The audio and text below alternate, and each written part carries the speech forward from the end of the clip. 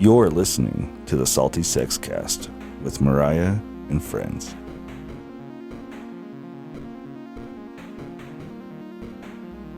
Minimize the fear. Expand your awareness. Welcome back, all you sexy souls. It's Mariah with the Salty Sex Cast. I have Dr. Alexandra Stockwell with me today. And before we get too far into our conversation or in the topic, I just want to say thank you for being brave enough to press play and to hear what this episode's all about, to explore more areas around sex and sexuality for yourself, for your wellness, and maybe for your partner or partners. So welcome, Alexandra. Thanks so much for joining us. It's my pleasure. Thank you for having me, Mariah. Yes. So please introduce yourself to our listeners. Tell us, what you do and your specialty. We'd love to hear a little bit more about you. Okay, I am a physician. I'm an MD, and I don't practice medicine anymore. I am full-time relationship and intimacy coach. I call myself an intimate marriage expert because I take my expertise from practicing clinical medicine. I was a family doctor, and all of the various coach training and teaching that I've done, and my primary focus is with committed couples, because it's a whole other thing to learn how to really improve sex and enjoy sex and have more intimate relationships and juiciness and passion with the partner you're committed to and have already built a life with for 5 years, 10 years, 30 years, 40 years. So if that's you, you're the kind of person that I'm really devoted to serving. I myself have been married for 26 years. My husband and I have very full professional lives. We have 4 children, and we have a really extraordinary, passionate, intimate marriage. I am actually, and so is he, children of divorce. And so this wasn't some natural evolution for us. It is definitely a learned skill. And I guess I'll just add that I deeply believe and prove to myself day in and day out that having a fantastic relationship is a learnable skill. And so if that's what you want and you don't have it, the only thing missing is education. I love that. Just being able to, there is hope for all relationships, but those long-term committed relationships, when you have those life things that can throw wrenches in, and it's just so easy to put that intimacy, that passion on the back burner when we got to be in survival mode. We have kids to take care of. We have careers on the line or education that we're trying to earn in this moment. And I myself, my husband and I, both multiple degrees. And since we've been married, and I've had lots of ups and downs, and I can't tell you how many times it's been, can I just put you on the back burner until the end of the semester, or when I get this new certificate, or anything else. And we noticed that was not working for us at all. It's a consistent thing. And it wasn't a communication thing. It wasn't we need to feel better about our bodies to be more intimate. It was really just kind of, how do we connect with one another? So I'd love to hear what got you started on this journey, and how you're helping all of those people, all of your clients now, because of your own experience. Okay, well, my husband and I met in medical school, and medical school, residency, pretty rigorous, time-intensive experiences. We were working 60 to 100 hours a week throughout most of that time. And we met the first week of medical school. We were together, and then we got engaged and married. And I had my first child after my 3rd year of medical school, and the second one just before my internship. So the first 10 years of our relationship really were pretty intense, with long work hours, babies in diapers. And we never had that like early phase of courting and going away for the weekend, even just going to the movies. Maybe we did a little bit first year of medical school, but it doesn't stick out in my memory.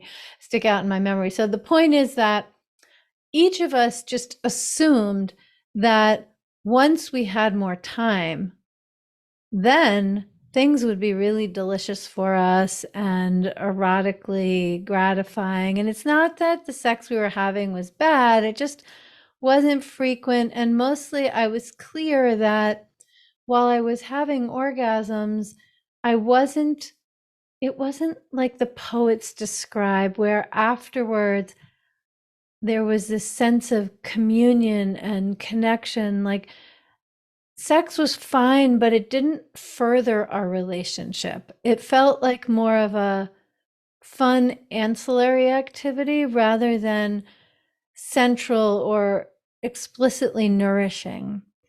And so we just always assumed, once we had time, this would change.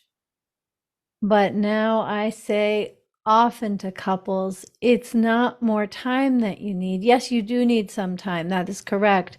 But once we were both attendings, we had our weekends off, we didn't have any children in diapers, we have a nice big gap between our second and third children. And so there just was more time. And I discovered that that really wasn't the only issue. We really didn't know how to connect with one another in a deeper way that we both desired. We weren't fighting. That wasn't the problem. We just didn't really know how. And eventually, really for my own purposes, I did this very in-depth training on sensuality and sexuality, which doubled as a coach training. But at the time, I had no idea what a coach was. This is quite a while ago. And coaching wasn't in the mainstream like it is now. But I'm curious. And so I went to the teaching lab just to check it out. And I was like, oh, this is actually what I want to do. But since then, I've done many trainings and developed my own methods. And so in terms of what I actually offer couples, there are two things I want to presence. One is that human beings, whatever else we are mammals. And mammals learn through imitation. And so even though for those many advanced degrees that you and your husband have, you used your prefrontal cortex, and me too, and my husband too.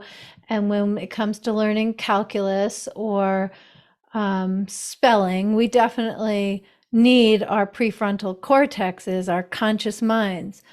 But when it comes to relationships and how we relate to our own bodies and our partner's body, so much of that is through imitation, because mammals learn through imitation, especially about relationships. And it's very rare for somebody as a child to have role models that are actually relevant and inspiring. And that's not to say that there aren't people who have parents or grandparents with marriages they admire, but it's a different era. It's two different people than you and your spouse. And you might admire the quality of the love, but it's rarely relevant to go about creating it in the same way that people of another generation did. And most people don't have parents and grandparents or other people they're exposed to with relationships that are even ones they admire in the first place.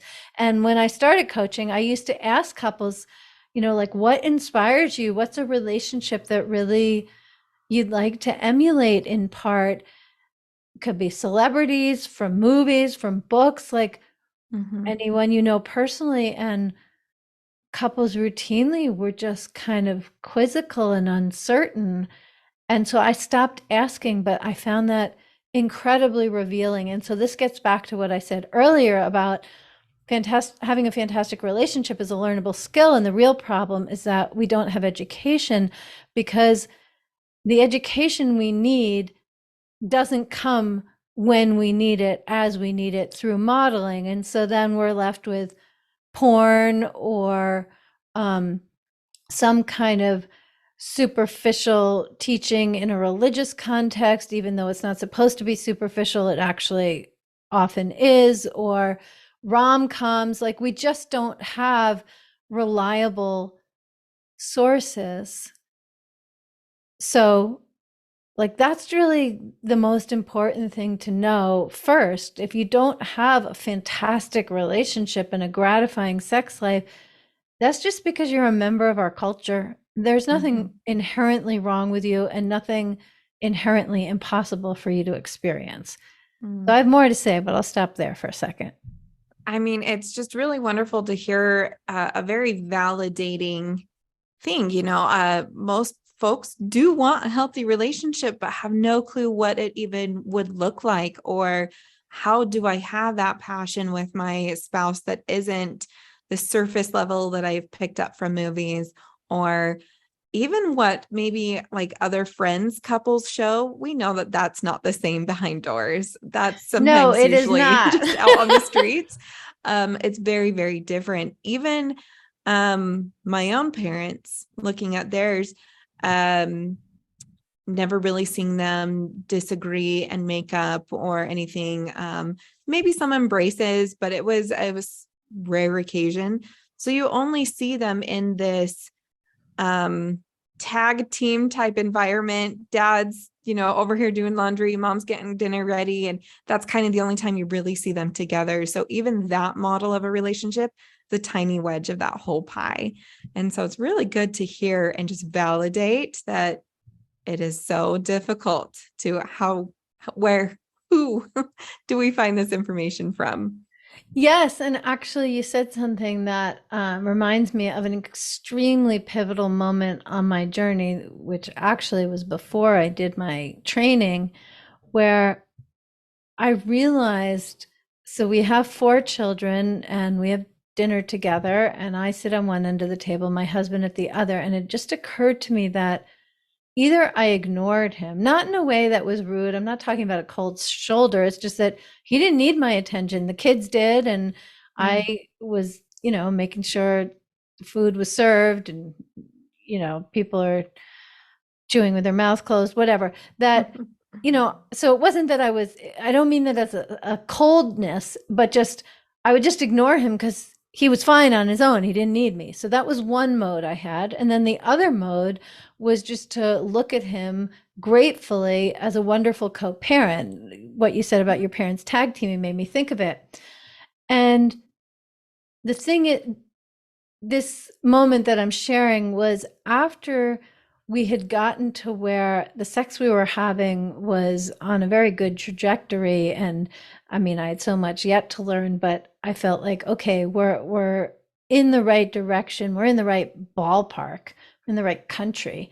And I realized, like, okay, so we're learning how to really touch one another, but I don't want to wait until the kids are asleep and the kitchen is cleaned and everything is taken care of. Any late night work that either of us have has been completed, and we're both not about to fall asleep. I don't want all those criteria to be met in order to have a sexy vibe and feel some erotic electricity with my husband. And so this occurred to me at the dining table when I suddenly became aware, oh, I either ignore him or look at him as a wonderful co-parent. What if I look at him as the really attractive man that I enjoy in all kinds of intimate ways?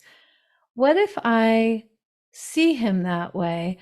I'm not saying anything. Like, I'm not talking about taking my clothes off and asking him to, and suddenly changing the vibe in our family. I'm not talking about anything like that. In fact, I coined one of my favorite terms, which is discreet eroticism, because while having a normal family life, we've learned how to have the erotic electricity present not just when everyone is all set and everything is taken care of. And so just looking at my husband and seeing, oh, like he's this attractive man and I feel like a woman. Even as I'm saying it now, my breathing is deeper. My speech is a little slower. The pitch of my voice is also a little bit lower. It's like just looking at him and orienting to him that way makes me feel better and more alive and more vibrant and engaged. And when I first played with this, it felt like such a taboo. Like I would be more comfortable with some kind of kinky taboo than bringing erotic energy into my body and soul in a family moment.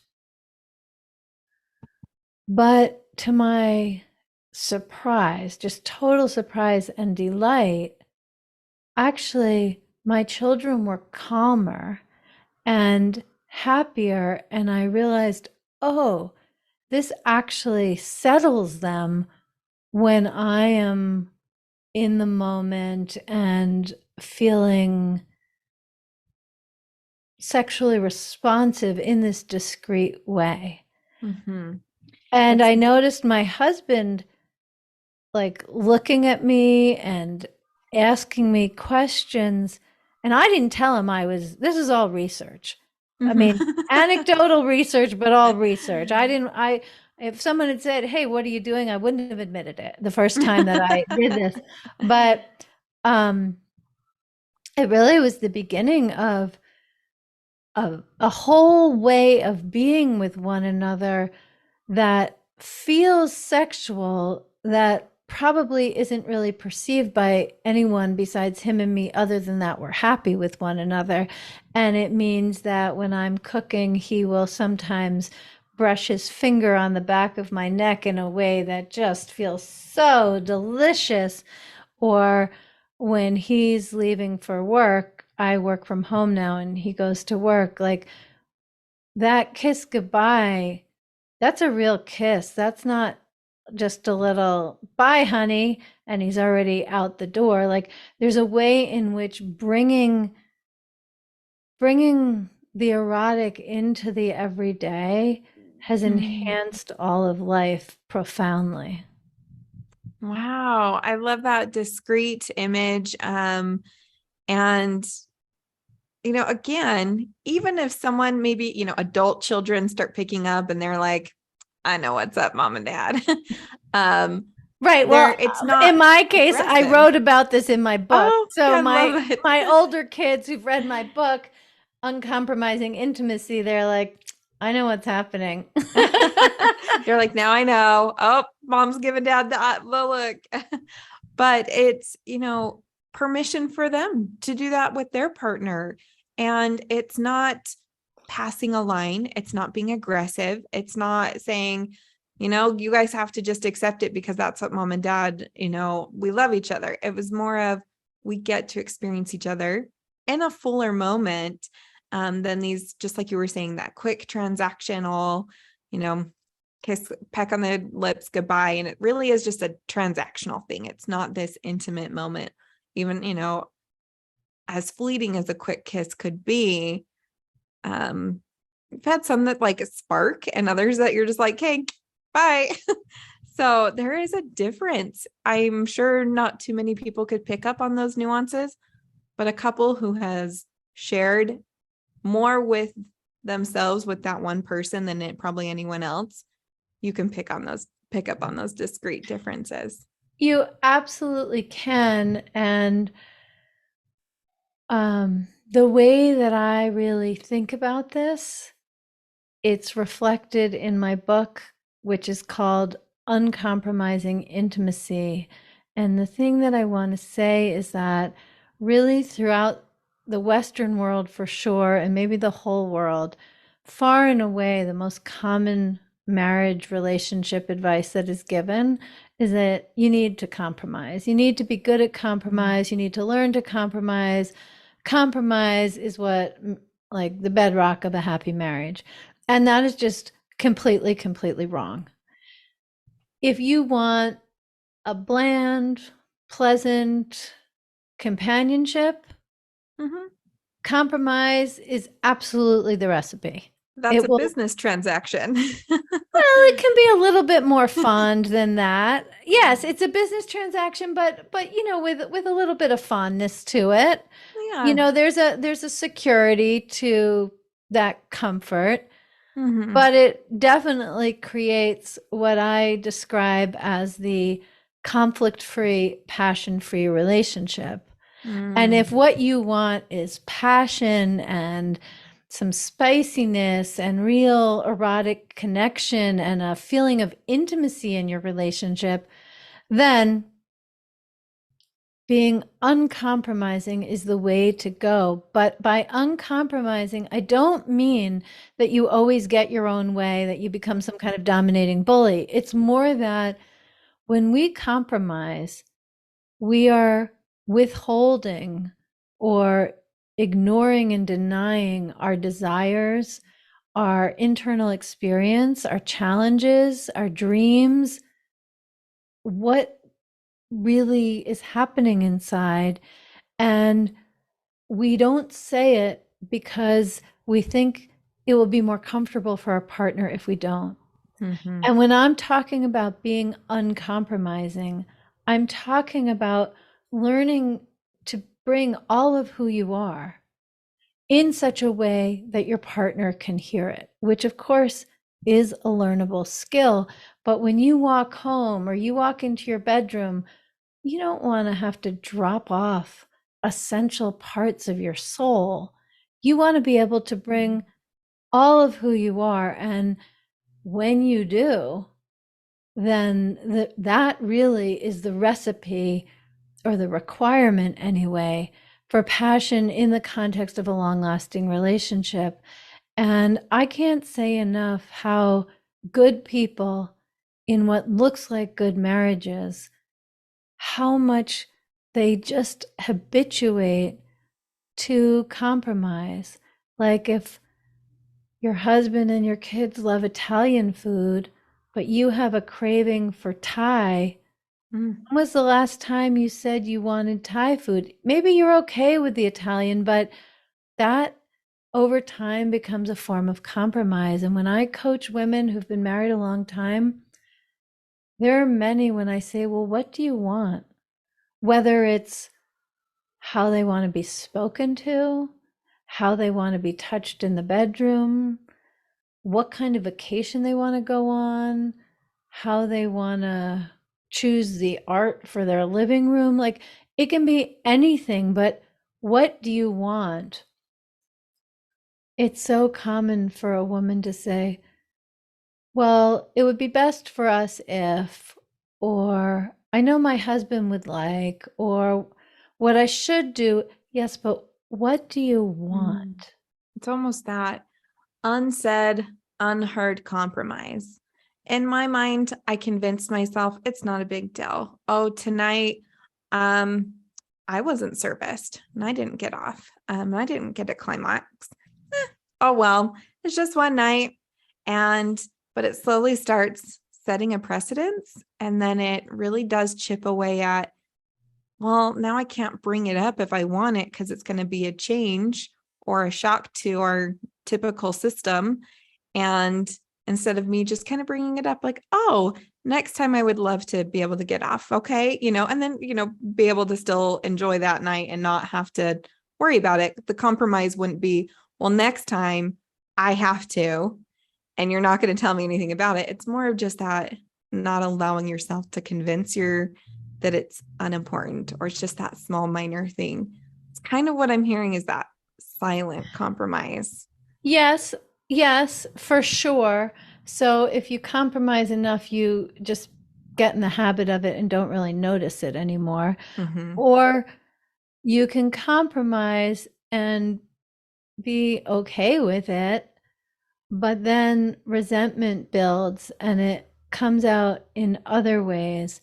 And really, I don't believe in a transactional approach. So if, let's say, last night the focus was on your partner and you didn't come, you didn't have the pleasure you might have wanted, to me, the way to address that in the context of uncompromising intimacy is not to make sure that the next time you get yours. I mean, let's hope you do, but that doesn't actually, that's just that's more like treating your sex life as a form of commerce. Yes. And that's okay. That's better than just, always silently suffering, but that's not actually what leads to passion. What's much more likely to lead to passion is to say, I was really glad that you had such a good time, but my feelings were hurt. In other words, to make the vulnerable communication, because at that point, it's about your hurt feelings or feeling unimportant or taken for granted or rejected or ignored or whatever it is that you feel. That's the thing that's more important in that moment than what happens when you have sex the next time. It doesn't erase the hurt feelings. Yeah, it doesn't. And I think that's a big confusion for what a lot of folks have maybe defined compromise as. Oh, it's that even, it's equal. It'll be, we'll get you next time. So if they have almost a misunderstanding of what compromise even is or looks like, how are they even aware that they are continually making these types of compromises that are chipping away who they are and what they need and how they can be fully present for themselves and their partner? Well, I don't actually think people are looking to identify that they're compromising, but if you are listening to this conversation, my recommendation is that you ask yourself 2 questions. The first one is, what do you desire? What do you want? It's a question that can be asked in any context, including sexually, but certainly not only. Like, what do you want? And then the second question is, and are you comfortable saying it in a way that your partner can hear it? And if the answer to both of those questions is, yes, well, what do you want isn't a yes, no question, but like, do you know what you want? And the answer is yes. And are you comfortable telling it fully to your partner and having a positive conversation that does not lead to disconnection, but leads to closeness? Then you're not compromising. But if any of these, the answer is no, then probably you are compromising. And I would be remiss not to mention that my book, Uncompromising Intimacy, which is available both on Amazon and Audible, really details how to go about overcoming compromise. And I also have a program, the Aligned and Hot Marriage Program, which is my signature program that I just adore, where I tell stories of how couples use the tools that I teach and give you exercises, which really are the things that make a difference. And it really is about learning to overcome the tendency and cultural conditioning to compromise. And I'll just say, because I think it's so interesting, it's called the Aligned and Hot Marriage Program, but most of the program is about the alignment. And I know that you've discussed this on other episodes, how just improving communication isn't enough to improve sex, but improving communication to the point of alignment and letting go of compromise and learning to be uncompromising is necessary to then be able to have the conversations and the erotic explorations, which are so entirely delicious. Yeah, really can, one can block the other. I'm really listening to this and even hearing there can be that unconscious compromise, one that you're just not even aware of. And especially women in our society and our culture, and how easy it is I can put my needs on the back burner. I'm okay with that. But how long are you going to be okay with that until you don't recognize yourself anymore? You asked, do you know what your wants are and your needs, your sexual needs? And I could tell you there's been plenty of opportunities for me to reflect on that. And there's still every once in a while, I'm like, I'm not sure. And if I say that, I know I've been compromising too much, or maybe just allowing myself to get wrapped up in someone else's needs first than my own. And so it's definitely multi-stepped. Can you recognize it? Now that you've recognized it, you have all these wonderful steps to go forward to the next thing. So really wonderful that it's not just one thing. It's okay. We'll get you there. There's lots of resources out there for those who are looking for that passion, that spiciness, that sexiness within a long-term marriage. It can be, a lot of folks will laugh and be like, that doesn't exist. Oh, but it does. It Let me does. tell you about. So I've been married for 26 years, so I can speak with absolute authority personally from 26 years. But there's one couple that I've worked with. They've been married for 51 years, and she is very clear that she is having the best orgasms of her life now. Love So that. they're in their early 70s. And then this other couple that joined my Facebook group. So I haven't worked with them, but in my Facebook group, which is called the Intimate Marriage Facebook group, they have been married for 53 years. And she posted that 2 years ago, that they've always had a strong sex life. And 2 years ago, they had a sexual awakening, and now their connection is really off the charts. So is this common? No, of course not. We're not fools. But is this possible? Absolutely. And if it's going to happen, why not you? I love that. It's and being willing to. I do want to put in the work. I think a big one is, what if one partner is seeing this and wanting this and the other partner is still maybe unaware or is okay with that transactional day-to-day? You're a good roommate. We got things it's going well, not realizing how much more it could be. How do you bring that up to a partner? How do you allow that to not create more disconnect, or even saying I'm unhappy? Because most people aren't saying they're unhappy. They are looking for, like, how do we turn it up without you feeling bad?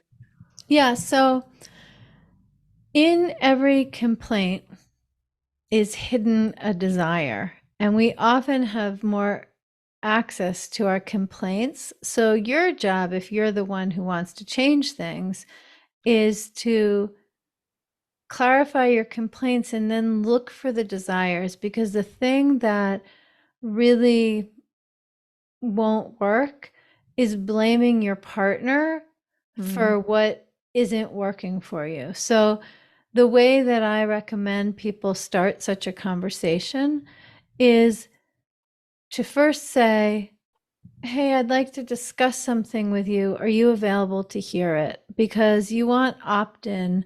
Otherwise, like, it's a normal thing to respond in a defensive way. So you want to collaborate. You want to both be in agreement that you're having the conversation. And then I recommend that you name some areas of your relationship that you really love, that you collaborate on.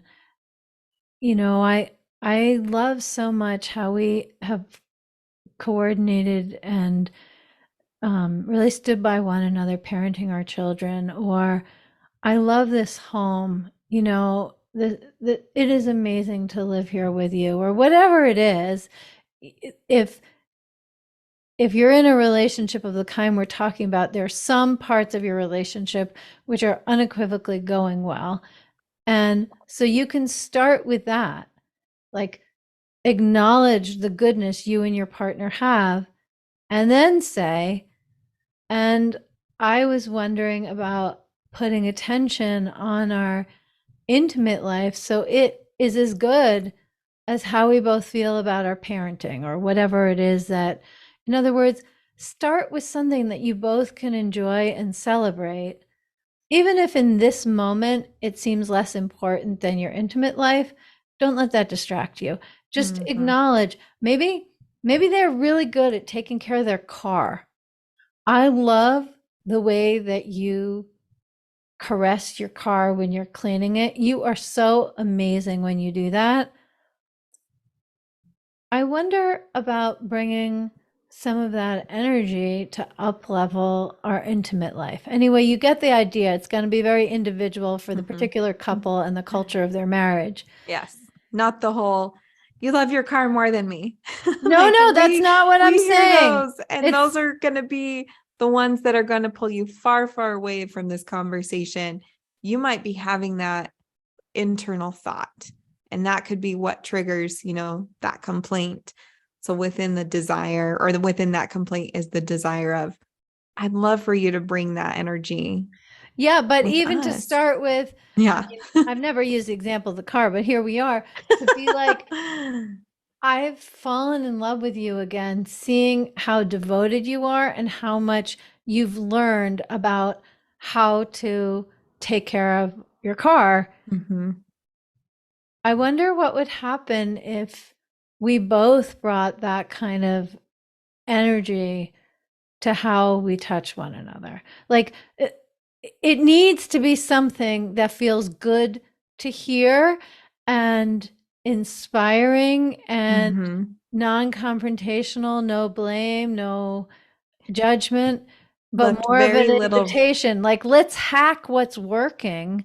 And would you like to hack it and bring it into the intimate aspect of our marriage? So most commonly, then the partner is going to say, okay, either yes, or I'm open to trying.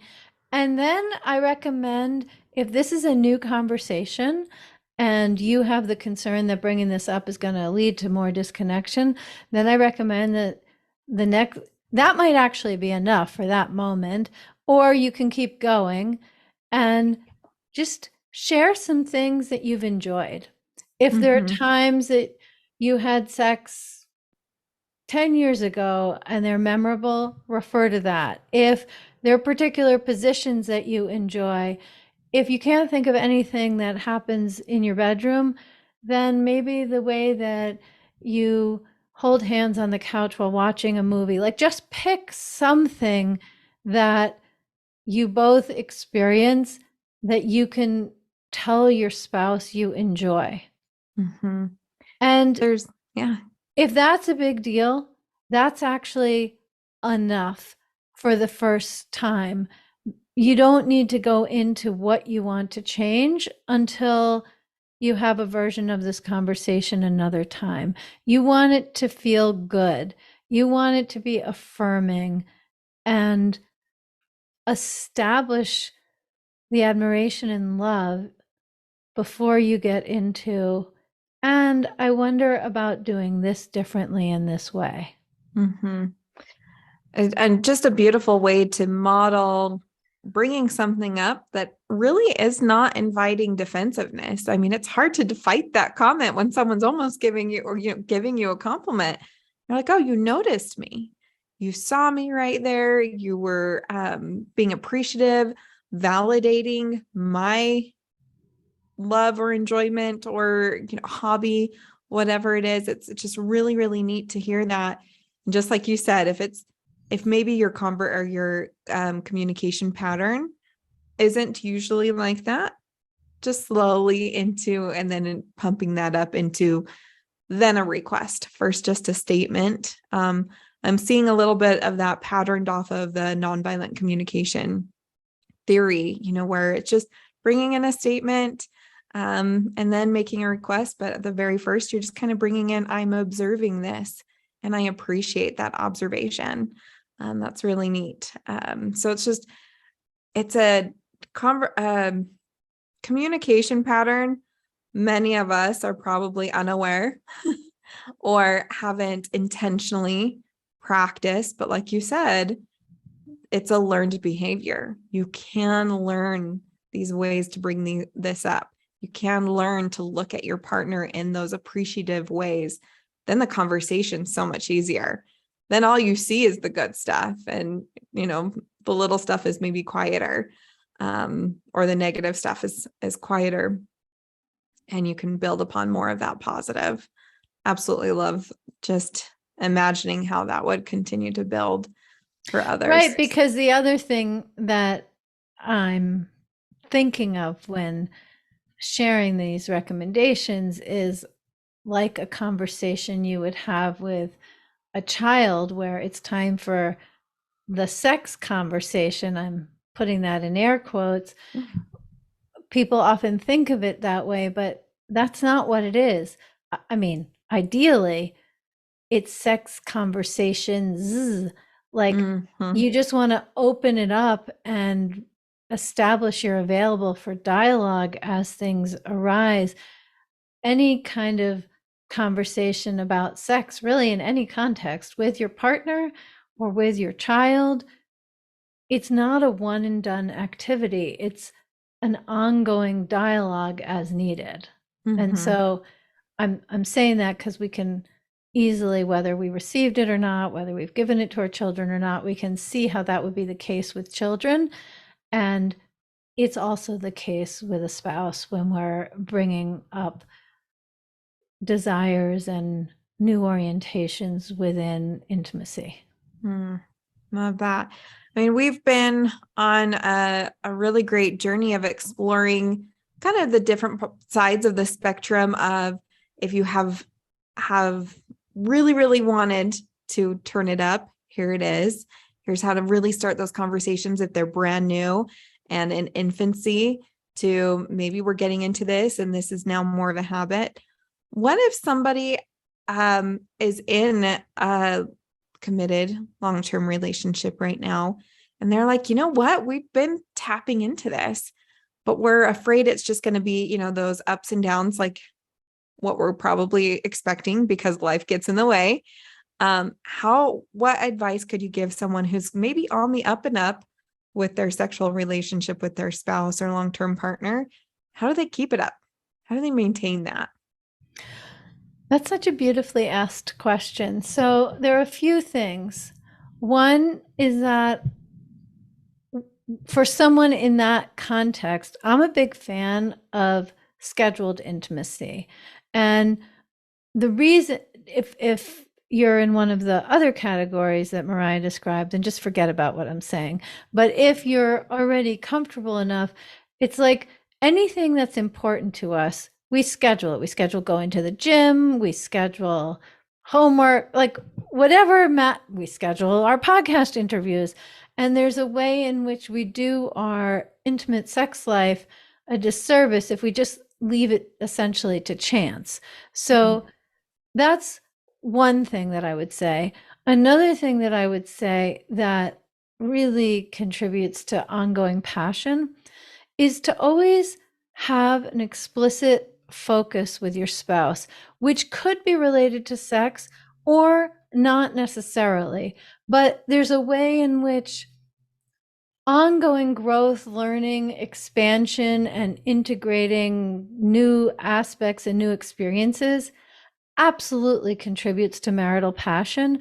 And so maybe this is something my husband and I do. We might have 1 month where there's something that we're exploring that is sex related.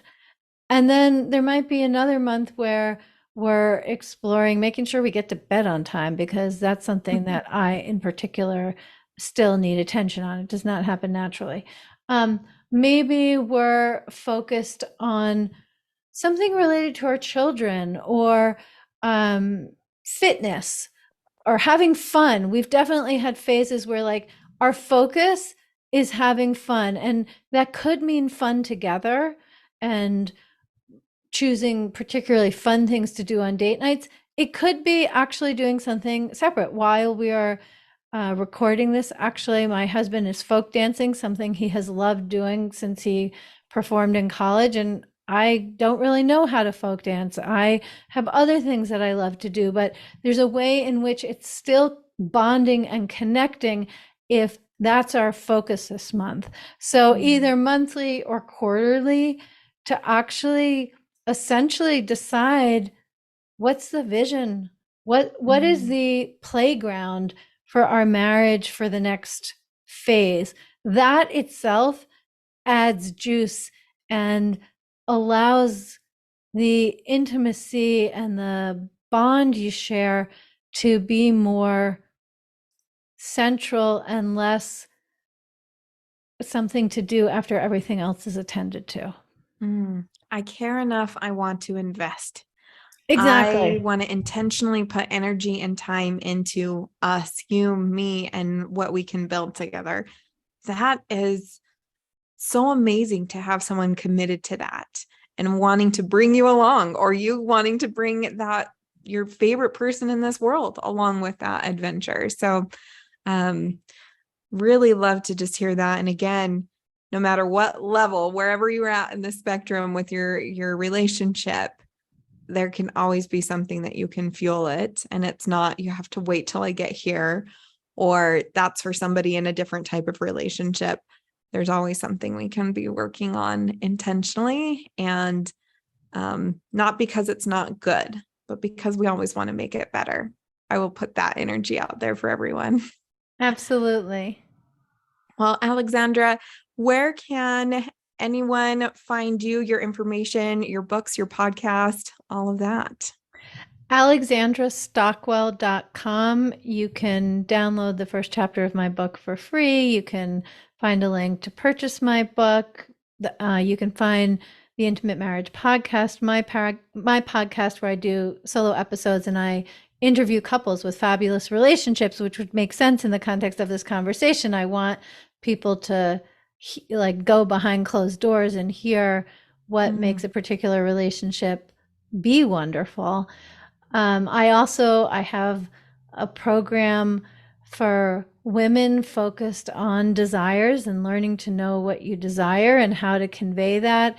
And then my signature program, my baby, which is just so impactful, the Aligned and Hot Marriage program. But anyway, if any of that appeals to you, you can find all of it at alexandrastockwell.com. That's wonderful. I just want to thank you for your time and for your dedication to this niche. So many people ignore it or think that it's just normal. That's all the characters on TV, everyone that I have been around, that's just their relationship. But we get to have so much more. So I love that you even started with that. Mammals, we need to see, we need to hear and model. And you are showing off all of those wonderful, healthy models that we can learn that behavior from. So thank you so much for your time. And everyone listening, thank you so much for tuning in. Please visit us at saltysexcast.com for past episodes. We have our merch. We have other ways that you can get involved with these topics, including becoming a Patreon member and supporting our podcast financially. So again, you can find that all at saltysexcast.com. Alexandra, thank you so much. And we'll see everyone next week. Thank you. Bye-bye. Thank you for listening to the Salty Sex Cast. Ready for round 2? Find us on Facebook.